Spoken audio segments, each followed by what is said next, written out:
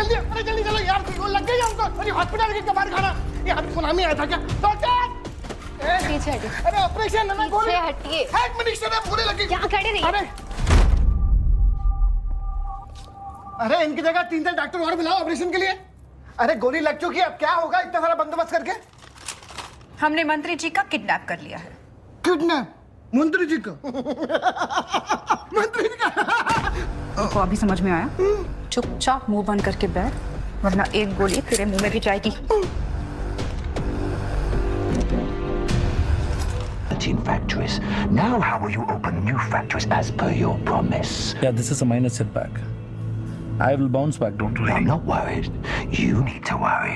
Because whatever you've heard of me is true, Colin. तक mister नायक बताइए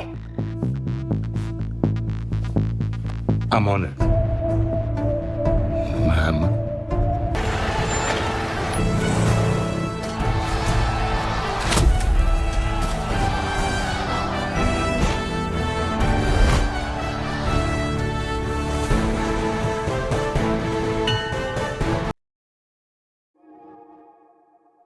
This is the accusation. They're throwing around the word treason. I hate to say this, but President Barack Obama, there is now incontrovertible evidence that he was the spearhead of a seditious conspiracy to subvert the will of the American people and overthrow the United States government back in 2016. They're saying that Obama knew that Russia did not meddle in the election, did not have any impact. It was 8 years that he cried racism every time you criticized him. He says, get tough, but where's he been? They've been firebombing stuff and rioting and marching and filibustering, setting records. He's been on the beach in Hawaii licking snow cones. How much tougher can you get with Trump? Joe Rogan and Jesse Waters just exposed the truth about Barack Obama's legacy. What's hidden beneath all the hype isn't change, it's just performance. From drone diplomacy to speeches on climate justice by the beach. The man who once promised transformation left behind a series of contradictions and speeches made for the camera. This roast isn't about politics, it's about ending the show of America's most overhyped political brand. No teleprompters, no applause, just raw, hilarious. Truth served with sarcasm so sharp, it should come with a warning. Got your glass of water? This is not a problem. He gets a glass of Flint tap water and he drinks it like this. It's just... Can I get some water? I really did need a glass of water. This is not a stunt. Usually something isn't a stunt. You have to say that. 100%. Have you been to Obama's presidential library? Of course not. No one has. It's been in the works for 8 years, and it's only half done. But it is breaking records for the most days between leaving office and the grand opening. Nearly 3,000 days and counting. Originally, it was supposed to cost $350 million, but a couple minor setbacks, some snowy winters. The price tag is now over $800 million. The Bulls built Jordan the United Center for under $200 million. If you're enjoying this video, make sure to subscribe to the channel and hit the bell icon. Barack Obama's legacy is like a Hollywood set, shiny on the outside, empty on the inside, and entirely dependent on lighting and sound to make it look real. Joe Rogan charges into it like a bull in a presidential gift shop, knocking over every perfectly arranged piece of memorabilia, while Jesse Waters cleans up the broken illusions and hands them back with a smirk. Obama has spent more time building a persona than solving real problems, and it shows in every smooth, empty promise he ever wrapped up for the cameras. It's fun because things are actually happening. Very different than most of the time when people get elected. And I will shut down the Federal Department of Education and we will move everything back to the state. Most of the time when people get elected, they claim all these things when they're running for president. Then they get into office and not much changes. Individualize education and do it with the love for their children. And in fact, a lot of what they campaigned on, they don't practice at all. Great example is the Obama administration. The Hope and Change website had to be changed because there was a bunch of stuff in there about whistleblowers. No, I don't think Mr. Snowden was a patriot. I called for a thorough review of our surveillance operations before Mr. Snowden made these leaks. My preference would have been for a lawful, orderly examination of these laws. Protecting whistleblowers, which they didn't do at all. It was one of the worst administrations for whistleblowers. For a guy who campaigned on hope, he sure handed out a lot of it with expiration dates. Hope for transparency until the press started asking tough questions. Hope for unity right before labeling half the country like expired produce. His entire brand is built around being the relatable genius. Someone who can shoot hoops, drop a beat, and quote policy in the same breath. But dig beneath the charm, and you'll find a man who spent 8 years doing the political version of a TED Talk, eloquent, dramatic, and completely lacking in results. Obama's trying to save the party he destroyed, so he's on a manhunt. But there's one problem. The brothers don't listen to him anymore, so he's trying to transition boys into girls. Barack's got his own rules for men, but these are the rules that made men leave the party in the first place. Barry says guys don't always have to be the providers, as long as they talk about their feelings. Joe Rogan didn't even have to break a sweat mocking Obama's obsession with being the coolest guy in the room. His presidency felt more like a personal brand rollout with a nuclear arsenal on standby. If charisma were policy, Obama would have been FDR, Lincoln, and Churchill all rolled into one. But when it came to real leadership, he spent more time taking selfies than taking responsibility. Jesse Waters pointed out how ridiculous it was to pretend that a Nobel Peace Prize was anything more than a premature participation trophy. When you look at the policies and the attacks on whistleblowers and drone strikes and all the other shit that happened during that administration and the coup in Russia, and there's a lot that's, from a foreign policy perspective, very similar to what George Bush was doing. But what they were doing was highlighting social justice issues that came about during his administration, largely obscured the fact that the foreign policies were very similar to what George Bush was doing.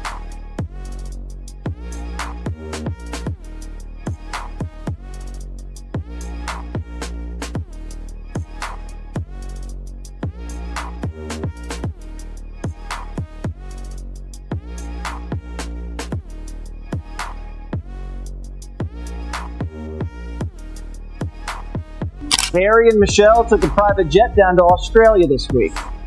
Michelle looked miserable. What'd she have to be so sad about? Her husband's making millions in Australia. People are paying what, $900 a ticket just to hear him talk?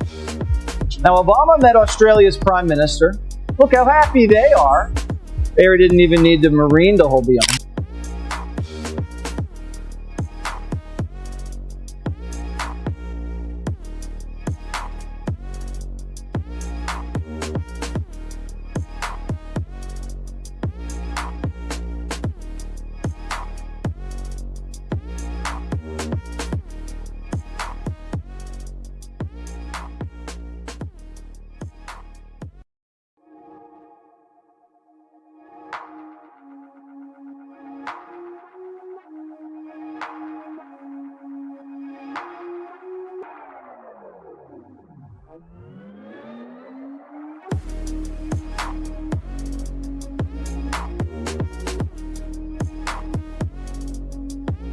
Barack Obama's bored.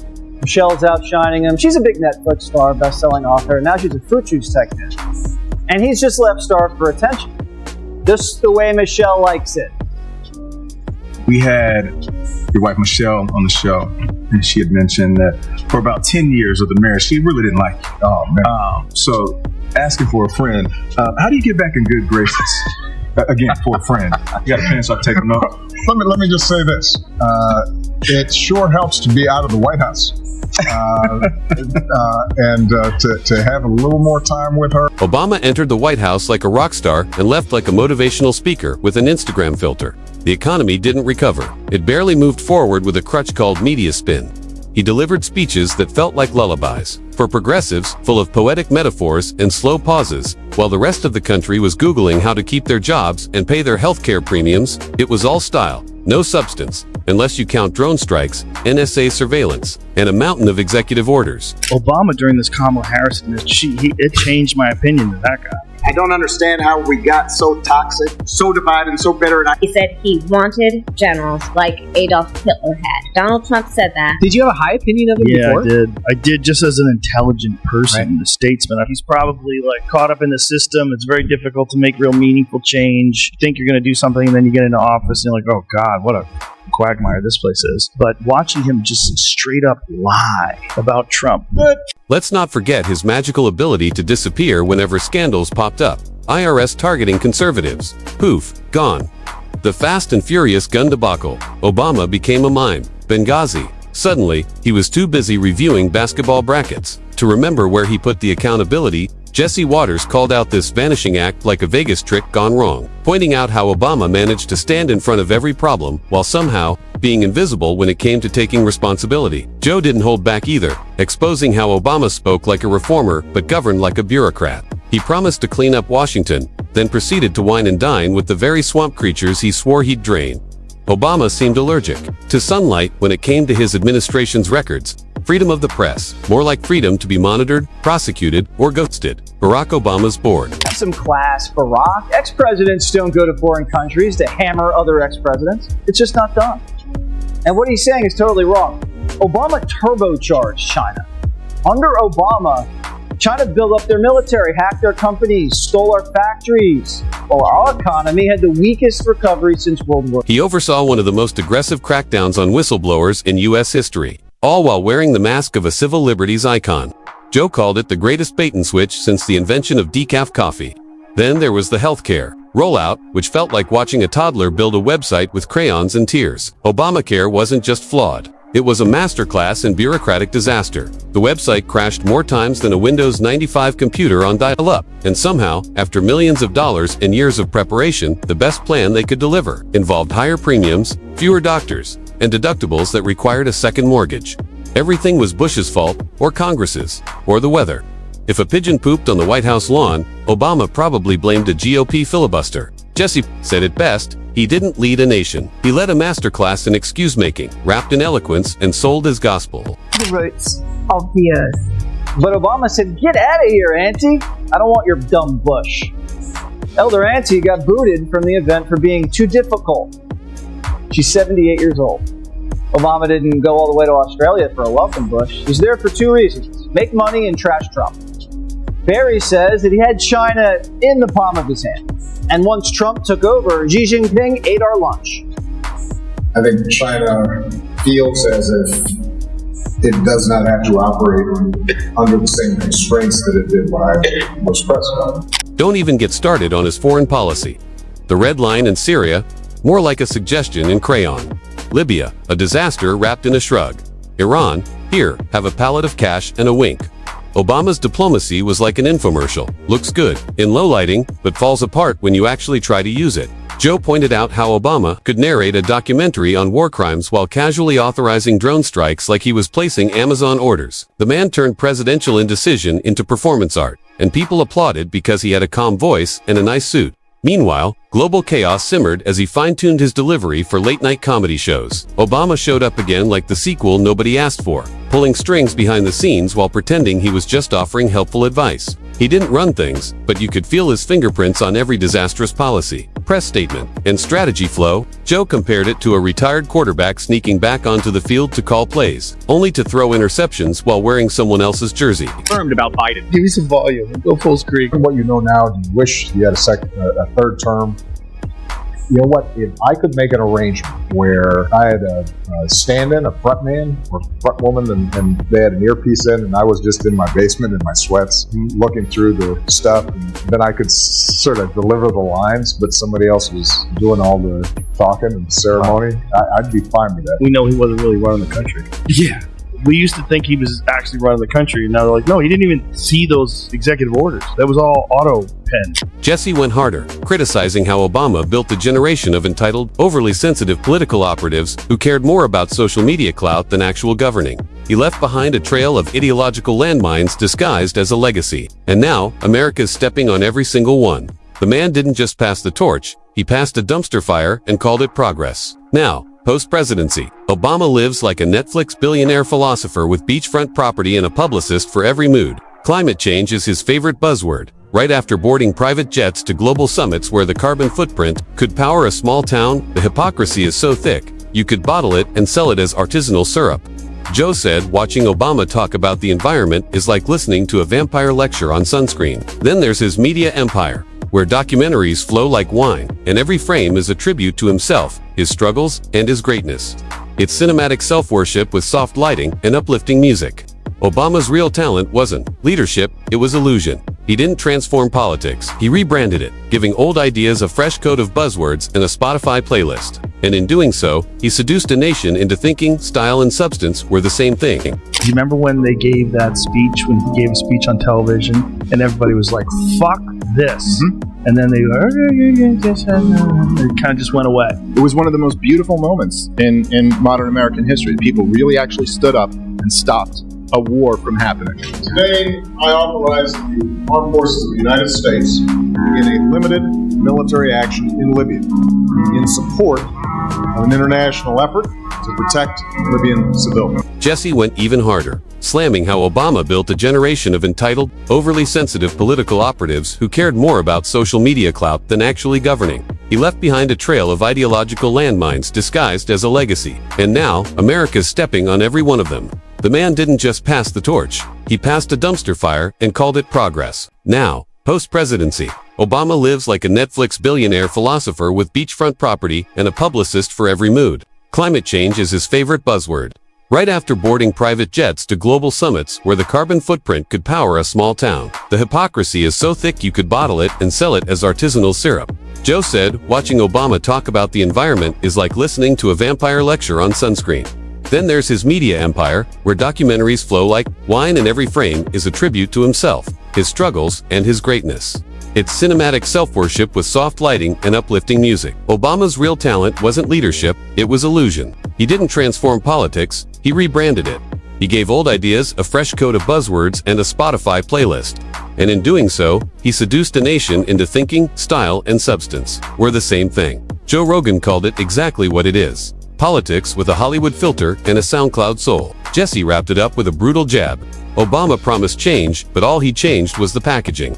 Beneath the surface, it was still the same swampy mess. Now with better lighting and smoother jazz. The man didn't drain the swamp, he landscaped it, built a jogging trail, and invited Netflix to do a documentary about it. And now that the curtain's pulled back, there's no going back. The myth is cracking, and the reality is leaking through. The legacy, let's just say it's aging like a carton of almond milk left in the sun. But don't worry, this roast isn't done. There's plenty more illusion to unravel. Meanwhile, the mess he left behind continues to smolder like a forgotten campfire. In the middle of a drought, Jesse Waters doesn't flinch, pointing out the irony. Obama built an entire brand off not being George W. Bush, then proceeded to govern like Bush with a better playlist. Confirmed about Biden. Give me some volume, and go full screen. What you know now? Do you wish you had a third term? You know what? If I could make an arrangement where I had a stand-in, a frontman or frontwoman, and they had an earpiece in and I was just in my basement in my sweats looking through the stuff, and then I could sort of deliver the lines. But somebody else was doing all the talking and ceremony, ... I'd be fine with that. We know he wasn't really running the country. Yet we used to think he was actually running the country, and now they're like, no, he didn't even see those executive orders. That was all autopin. Joe Rogan hit even harder. Obama's legacy isn't built on solutions, it's built on lighting. He doesn't fix things. He makes them sound inspirational while staying unresolved. Healthcare is still a disaster. Race relations are more divided than ever. Income inequality has widened. But hey, he made everyone feel good about it for 8 straight years. That's not leadership. That's therapy with a teleprompter.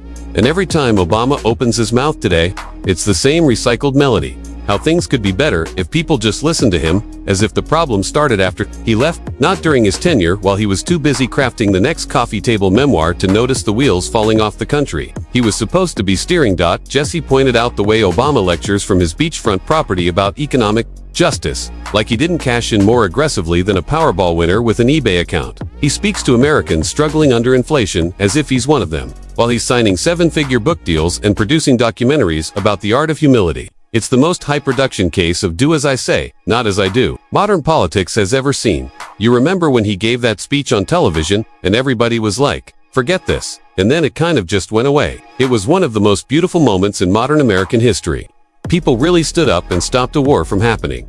Today, I authorized the armed forces of the United States to begin a limited military action in Libya in support of an international effort to protect Libyan civilians. And now he walks the political tightrope with the grace of a man who knows the media will still clap no matter how many times he slips. Joe doesn't buy it for a second. The self-righteous smirk, the Sermon on the Mount cadence, the subtle jabs masked as unifying words, it's all part of the brand. And that brand is starting to rot under its own weight. Because behind the soaring rhetoric, the dramatic pauses, and the stadium-sized adoration, there's a truth no media puff piece can hide forever. Obama promised transformation, but delivered a TED Talk. He walked in with chants of yes, we can. He walked out with little more than a heavily edited sizzle reel and a fan base that still believes. The background music made it all meaningful, and when the teleprompter finally shuts off, All that's left is a man, a myth, and a very expensive echo chamber.